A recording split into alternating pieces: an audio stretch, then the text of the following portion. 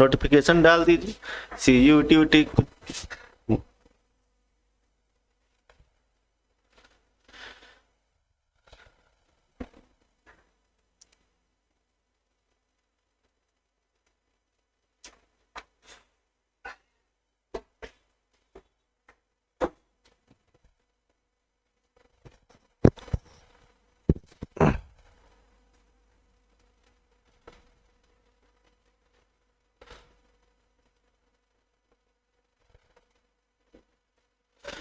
Hello students, welcome. सबका तहे दिल से स्वागत है आपके अपने ऑनलाइन प्लेटफॉर्म टीचर्स एकेडमी पर। My self doctor Mahesh Singh, और आज हम आप लोग को कुछ ऐसी जानकारी देने वाले हैं जो आने वाले समय में आपके लिए इतना फायदेमंद साबित होगा कि आप बाद में सिर्फ दुआएं दोगे कि सर ने कितना अच्छा बताया, क्या स्ट्रेटजी बताई, ठीक है। और दुआओं से बड़ा कुछ होता भी नहीं है। तो सर ऐसी क्या बात करेंगे, ऐसी कौन सी बात है जो आप बताएंगे सर? तो देखो, जैसे आज जो हम लोग डिस्कस करने आए हैं, साफ साफ लिखा हुआ है CUET 2023 कैसे ले एक माह में सिलेक्शन, क्योंकि सर एग्जाम्स होने वाले हैं मई में। आफ्टर 20 मई एग्जाम्स होंगे, लगभग 10 दिन तक ये चलेंगे। तो किस तरीके से सर हम लोग अपने प्रिपरेशन तैयारी करने की स्ट्रेटजी बनानी चाहिए कि हमारा मैक्सिमम क्वेश्चन कवर कर सके और एक अच्छे विश्वविद्यालय यानी यूनिवर्सिटी में हम लोग एडमिशन ले सकें, ठीक है। तो ये साफ साफ लिखा हुआ है, उसके ऊपर के सब्जेक्ट का नाम लिखा है। तो फिलहाल ये सब्जेक्ट हमारा है जिससे हम डील करते हैं, आपसे डिस्कस करते हैं, इसके बारे में समझते हैं, जानते हैं, ठीक है, केमिस्ट्री के बारे में। तो क्या है कि मैक्सिमम लोग जिन्होंने CUET से रिलेटेड फॉर्म तो भर ही दिए, एग्जाम्स की तैयारी कर रहे हैं। टीचर्स एकेडमी की तरफ से ये पहल की गई है कि सर एग्जाम तक पूरा ये बैच फ्री दिया जाएगा उन साइंस के स्टूडेंट्स का जिनको BSc करनी है अपने ग्रेजुएट लेवल पर, जिनमें सर फिजिक्स, केमिस्ट्री, बायोलॉजी वालों के लिए जो ज्वाइन करना चाहेंगे, फिजिक्स, केमिस्ट्री, मैथ उनके लिए जो मैथ ज्वाइन करना चाहेंगे सर, PCM वाले भी और PCB वाले भी, दोनों तरीके के स्टूडेंट्स के लिए आज हम लोग बात करेंगे। तो देखिए करना क्या होता है सर, बड़ा आसान है, जल्दी से बता दीजिए सर, बड़ा शॉर्ट ट्रिक क्या है एक माह में सिलेक्शन लेने का। देखिए सिलेक्शन लेने का तरीका क्या है कि जैसे कि अगर हम केमिस्ट्री की बात करते हैं, जो सब्जेक्ट मैथ वाले बच्चों को भी पढ़ना पड़ेगा, बायोलॉजी वाले बच्चों को भी सर पढ़ना पड़ेगा। करना क्या है, एक्चुअल में जो सिलेबस को बांटा गया है, जो आपके एंट्रेंस एग्जाम यानी कॉमन यूनिवर्सिटी एंट्रेंस टेस्ट में आने वाला है, वो सर जो 12th का सिलेबस है, जिसको फिजिकल, इनऑर्गेनिक, ऑर्गेनिक के पार्ट में बांटा गया। लाइक ऑर्गेनिक में सर हमारे पास हेलो एल्कीन्स आएंगे, अल्कोहल, फिनॉल, ईथर, एसिड के बारे में, polymer, chemistry in everyday life या बायोमॉलिक्यूल्स के बारे में पढ़ना है। इसके अलावा कुछ इनऑर्गेनिक के टॉपिक्स हमारे पास होंगे sir, DF block element, coordination compound के बारे में और थोड़ा बहुत SP ब्लॉक एलिमेंट्स के बारे में। इसके अलावा फिजिकल केमिस्ट्री में सर हम लोग solid state, solution, electrochemistry, equilibrium type के चैप्टर से डील करेंगे। तो देखो हमारे पास बचा हुआ समय है, उस समय में हम NCERT बुक खोल के बुक्स की लाइन टू लाइन रीडिंग नहीं कर सकते सर। वो रीडिंग जो करनी थी वो कंप्लीट हो गई है, क्योंकि हम जो यहाँ डिस्कस करने आए हैं वो केवल इस चीज पे डिस्कस करने के लिए आए हुए हैं कि सर किस तरीके से हम लोग अपना CUET क्वालिफाई अच्छे नंबरों से करें। क्वालिफाई तो होगा बट अच्छे नंबर से करने से सर हम एक अच्छी गुड यूनिवर्सिटी में एडमिशन ले सकेंगे अपने मन चाहे सब्जेक्ट के साथ। क्लियर है? तो देखिए कोशिश ये की जा रही है कि जितने भी चैप्टर्स आपके एंट्रेंस से रिलेटेड हैं, चाहे वो बायो के होंगे सर, केमिस्ट्री के होंगे, फिजिक्स के होंगे या मैथ के होंगे, मैथ वालों के लिए मैथ फिजिक्स केमिस्ट्री होगी, बायो वालों के लिए बायो फिजिक्स केमिस्ट्री होगी, उनके लिए शुरुआत की जा रही है सर कि कोर्सेस दिए जाएंगे पूरे आपके YouTube चैनल टीचर्स एकेडमी पे अवेलेबल होंगे। सब टोटल फ्री ऑफ कॉस्ट पूरा कोर्स है, जिसमें हम लोग डिफरेंट टॉपिक के हर एक चैप्टर, हर एक टॉपिक को कवर करते हुए ऑप्शनल टाइप क्वेश्चन बनाएंगे, वैरायटी ऑफ क्वेश्चन बनाएंगे और उसी क्वेश्चन के तो आपको ये समझाने की कोशिश करेंगे कि एग्जाम में यहाँ से क्वेश्चन किस तरीके से आएंगे और कम समय में ज्यादा क्वेश्चन कैसे आप डील कर लोगे या उसको कवर कर लोगे या अटेम्प्ट कर लोगे। ठीक है, तो यही CUET का हमारा कहने का मकसद है कि हम लोग CUET का बैच जो भी स्टार्ट करने वाले हैं, ठीक है, जैसे कि हम लोग अगर यहाँ बात करते हैं सर कि किस तरीके से गुड इवनिंग भाई। गुंजन जी सर, आप CSIR नेट केमिकल साइंस की भी प्रिपरेशन कराते हैं? हाँ बिल्कुल जी गुंजन जी, उसका नया बैच हमारा शुरू होने वाला है। जैसे हम लोग बात करते हैं सर यहाँ पर आगे चल के, जैसे क्या क्या सिलेबस हमारे पास सर केमिस्ट्री में है जो हम लोग कवर कर सकते हैं। तो यहाँ हमने लिखा सर केमिस्ट्री के लिए CUET का जो सिलेबस हमारे पास होगा 2023। अभी ये सेकेंड टाइम एग्जाम हो रहा है, इससे पहले लास्ट ईयर में वन टाइम एंट्रेंस एग्जाम इसका हो चुका है सर। ठीक है, हम लोग सबसे पहले केमिस्ट्री का अगर उठाएंगे सर, चैप्टर पहला है जिसकी हम लोग बात करें सर सॉलिड स्टेट। कितने टाइप के सॉलिड होते हैं? एमॉर्फस क्रिस्टलाइन सॉलिड हमारे पास किस टाइप के होते हैं सर? या body centred cubic cell unit cell क्या होता है? यूनिट सेल की डेंसिटी क्या होती है? सॉलिड की डेंसिटी क्या होती है? सिंपल क्यूबिक सेल क्या होता है सर हमारे पास? फेस सेंटर्ड क्यूबिक सेल क्या होते हैं? या type of bond non metallic metallic bond किस तरीके से एग्जिस्ट करते हैं सॉलिड के अंदर? या सर डिफेक्ट्स क्या होते हैं? फेरोमैग्नेटिज्म एंटी फेरोमैग्नेटिज्म क्या होता है? पैरामैग्नेटिज्म डायमैग्नेटिज्म क्या होता है? ये सारी जितने भी हमारे पास टॉपिक होते हैं सर वो सॉलिड स्टेट में कवर होते हैं इस चैप्टर के अंदर, और हर एक से काफी अच्छे अच्छे बट साधारण और सिंपल क्वेश्चन बन जाते हैं। बस एक टॉपिक सॉलिड स्टेट में ऐसा है जिसका नाम है डेंसिटी ऑफ सॉलिड या डेंसिटी ऑफ क्रिस्टल या डेंसिटी ऑफ यूनिट सेल। उसी में थोड़ा सा कैलकुलेशन ज्यादा होती है, अदरवाइज बाकी सॉलिड स्टेट में ऐसा कोई क्वेश्चन नहीं बनता जिसमें आपका बहुत टाइम टेकिंग होगा। और जब हम लोग इसके लिए क्वेश्चन सेशन स्टार्ट करेंगे, कल से ही आपका क्वेश्चन फ्री में यूट्यूब चैनल पे अवेलेबल होगा, हर एक सब्जेक्ट का मिलेगा।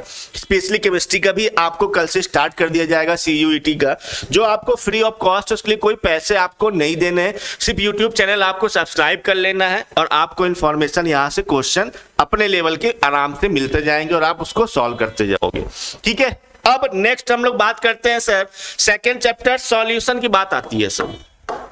नेक्स्ट चैप्टर जो हमारे पास है सर सॉल्यूशन, ये भी भौतिक आपके फिजिकल का चैप्टर है, सबको पता है क्या होता है सॉल्यूशन, सॉलिड सॉल्वेंट क्या है। ठीक है, या सर कंसंट्रेशन क्या होता है, सांद्रता क्या होती है, मोलारिटी क्या है, नॉर्मलिटी क्या है, मोल फ्रैक्शन क्या है, PPM क्या होता है, या मास परसेंटेज क्या होता है, वॉल्यूम परसेंटेज क्या होता है, ये सारे कंसंट्रेशन टर्म। या राउल्ट्स लॉ क्या है, एप्लीकेशन ऑफ राउल्ट्स लॉ क्या है, पॉजिटिव नेगेटिव डेविएशन क्या है, और सबसे इंपॉर्टेंट सर हमारे पास यहाँ पे आता है हेनरी लॉ क्या होता है, एजियोट्रॉपिक मिक्सचर क्या होता है, हाई बॉइलिंग पॉइंट या low boiling point azeotropic mixture किसको बोलते हैं। ये सारे पॉइंट्स जो कवर होते हैं सर वो इस फिजिकल केमिस्ट्री के चैप्टर में कवर होते हैं सॉल्यूशन में। ठीक है, काफी अच्छे और साधारण से लेकिन क्वेश्चन बनते हैं, छोटे छोटे से फॉर्मूले पे बेस्ड होंगे, वो हम लोग सॉल्व करेंगे। क्लियर है। अगले हम लोग चैप्टर की बात करते हैं जो कवर कर सकता है, वो हमारे पास क्या है, इलेक्ट्रोकेमिस्ट्री की बात करते हैं। बात करते हैं सर हम लोग इलेक्ट्रोकेमिस्ट्री। अब देखिए बचे हुए समय में हम लोग ये तो है कि सर थ्योरी तो पढ़ नहीं सकते, बट क्वेश्चन के थ्रू थ्योरी को कवर करने का प्रयास कर सकते हैं कि कैसे कवर करेंगे। ठीक है, अब बात करते हैं सर इलेक्ट्रोकेमिस्ट्री है, जैसे हमारे पास इलेक्ट्रोकेमिस्ट्री में इन्होंने एक चीज और कवर कर ली है, रिडॉक्स रिएक्शन नाम का एक चैप्टर है सर, जिसमें हम लोग अगर आपको याद हो ऑक्सीडेशन और रिडक्शन के बारे में पढ़ते हैं, उस चैप्टर को भी इलेक्ट्रोकेमिस्ट्री में इन्होंने कवर करके लिखा हुआ है। तो रिडॉक्स रिएक्शन के क्वेश्चन और इलेक्ट्रोकेमिस्ट्री क्वेश्चन हम लोग कवर करेंगे।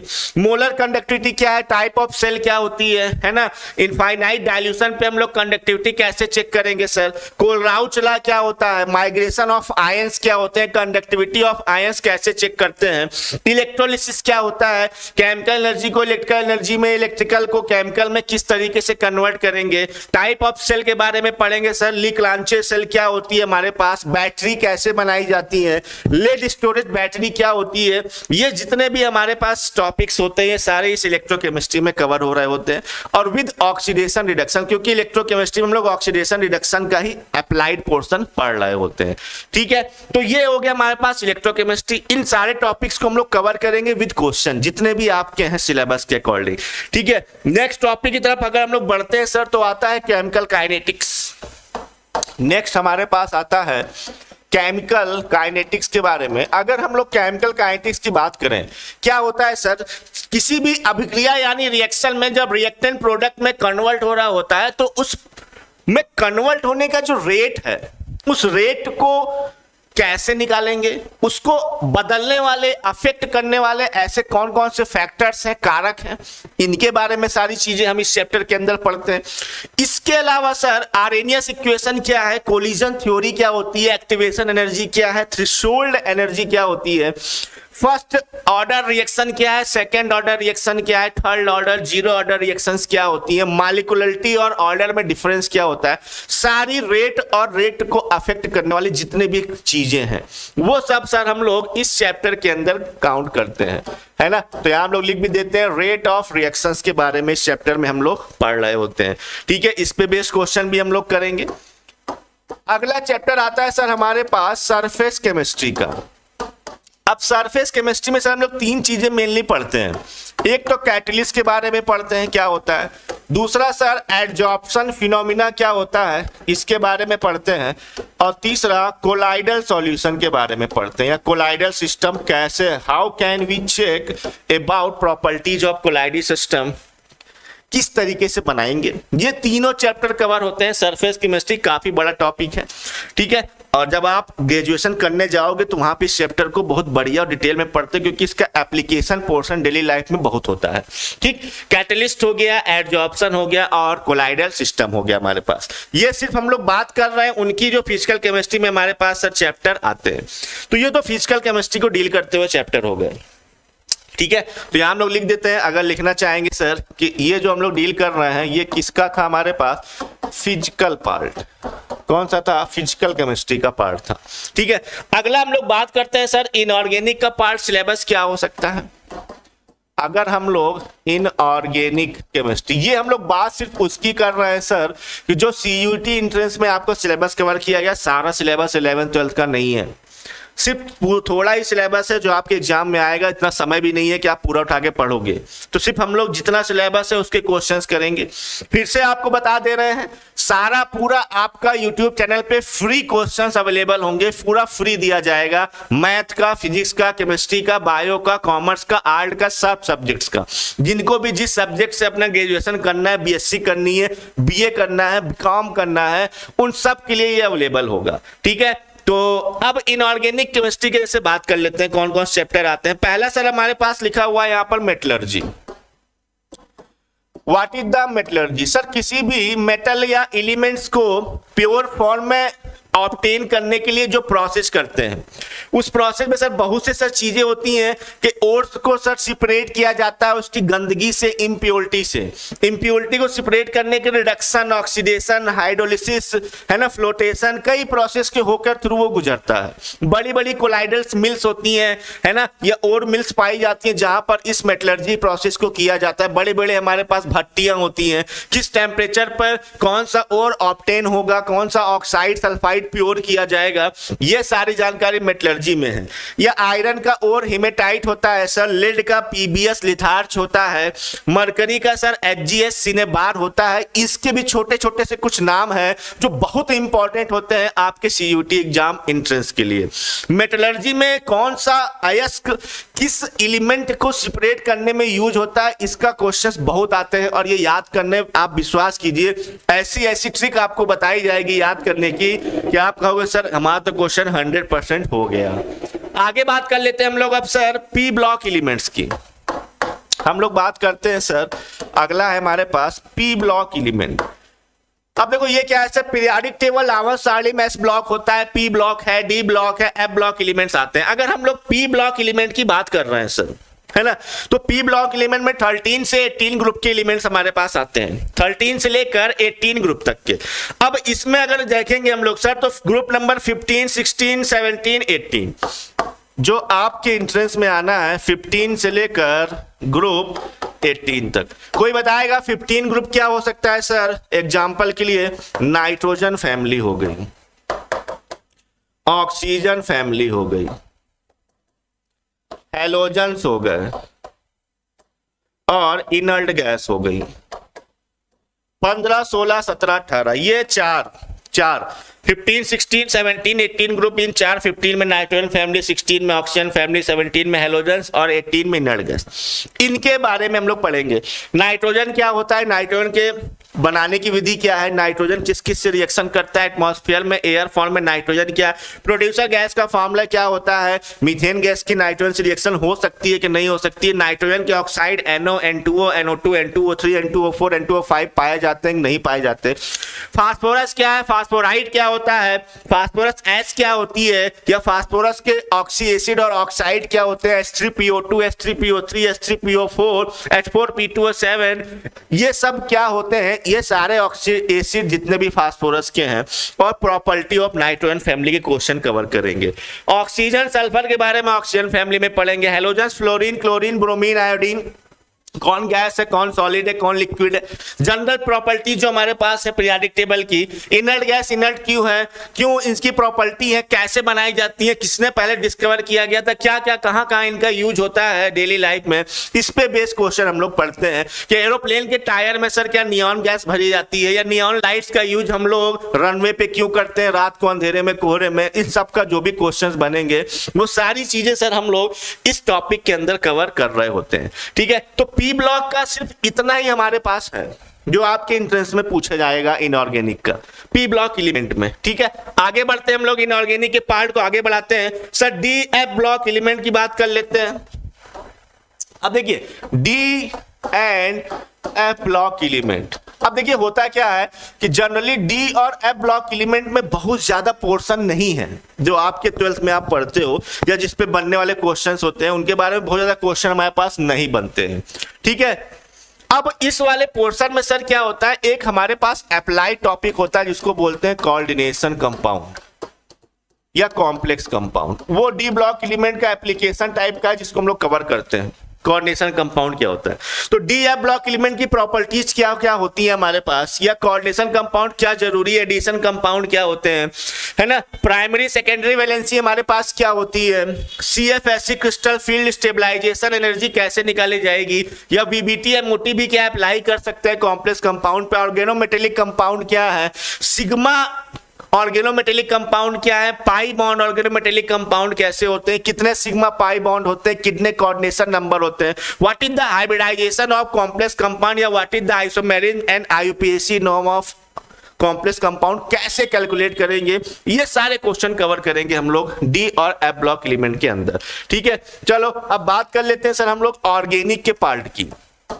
ये ऑर्गेनिक केमिस्ट्री में आपके CUET ग्रेजुएट लेवल का जो इंटरेस्ट होगा उसमें क्या क्या पोर्शन कवर कर सकते हैं। तो देखिए जो 12th का पोर्शन है, लाइक जैसे हमने लिख दिया सर हेलो एल्केन्स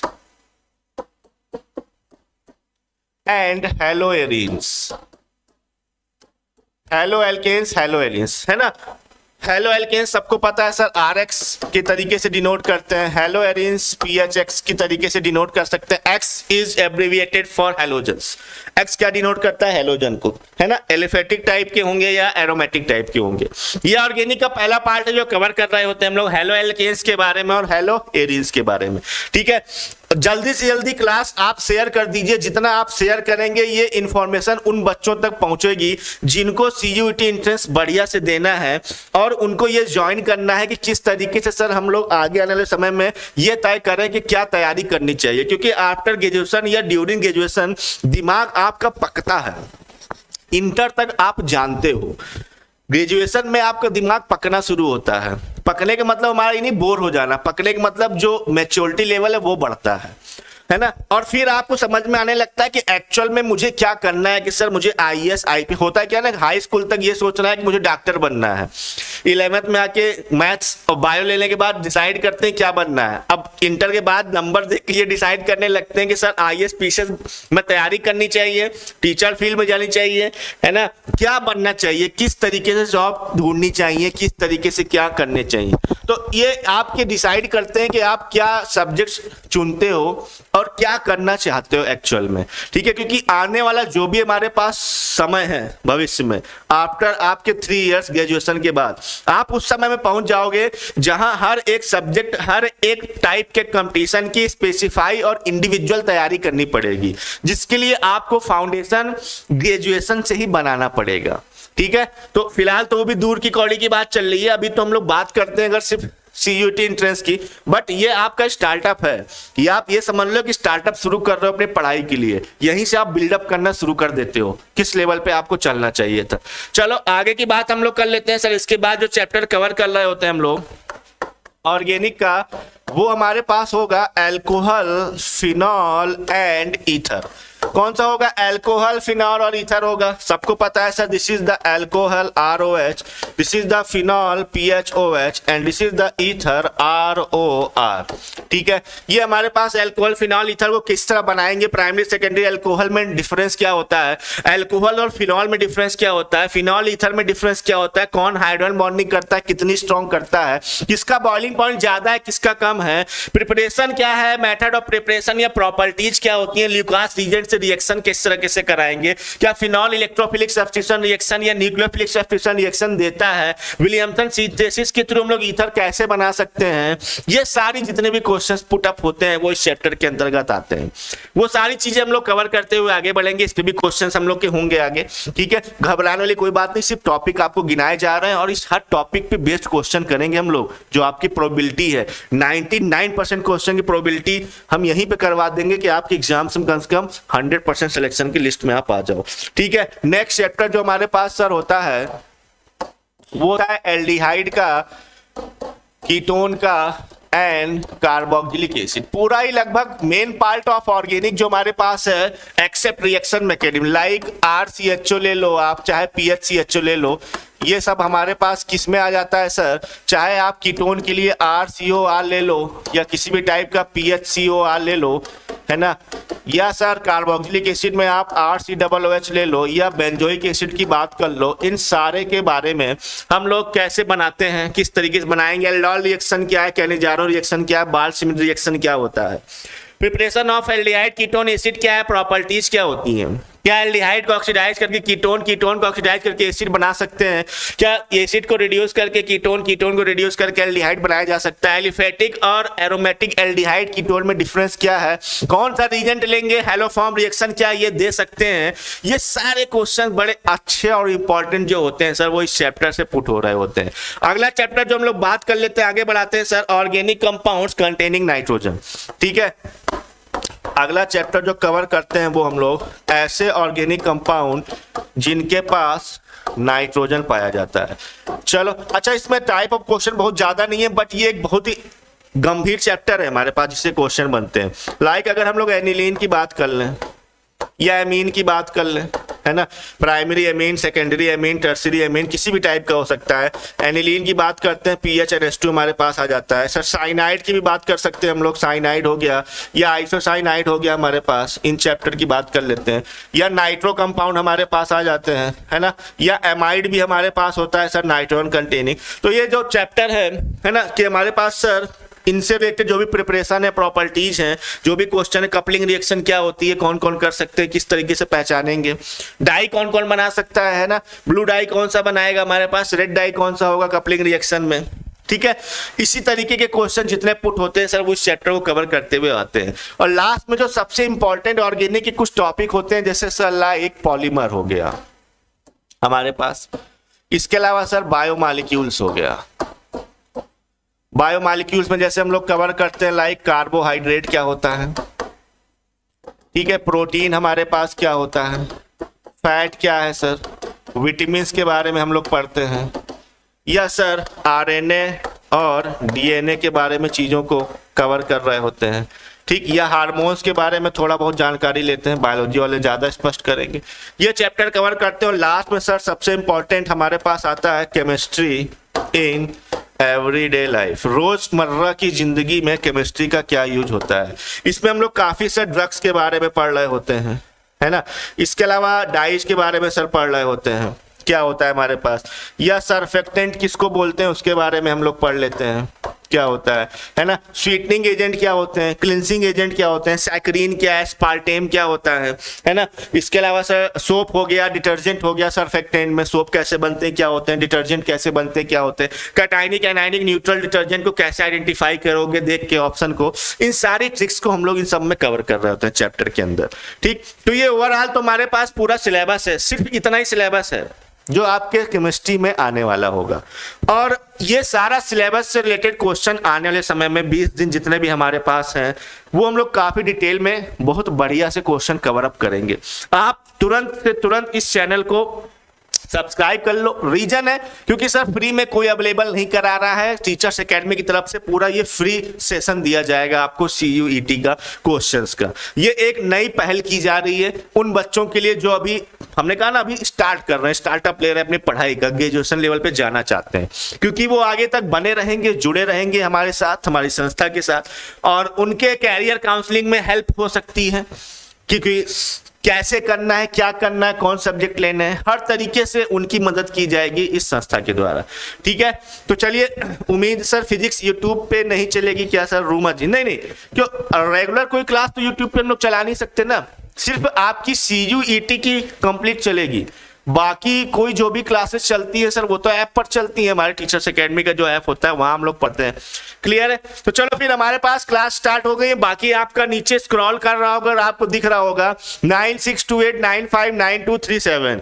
किसी भी other batch like TGT, PGT, LT, GIC, DSSB, assistant professor, UGC net, CSIR net की क्लासेस भी यहाँ चलती हैं, है ना, हर सब्जेक्ट्स की चल रही होती हैं, वो सारी इंफॉर्मेशन आप भेज सकते हो। बैच कौन से हैं, कब लेने हैं, कोई प्रैक्टिस बैच अगर आपको ज्वाइन करना है, ब्रह्मास्त्र प्रैक्टिस बैच, वो भी आप ज्वाइन कर सकते हो। ठीक है, तो चलो उम्मीद करेंगे नेक्स्ट क्लास से हम लोग अपना केमिस्ट्री के जितने भी सेशंस क्वेश्चंस होंगे एक एक टॉपिक उठा के हम लोग कवर करना स्टार्ट करेंगे, और सब लोग बने रहिएगा और बड़ा मजा आएगा क्वेश्चन करने में। ठीक है, okay, thank you, all the best.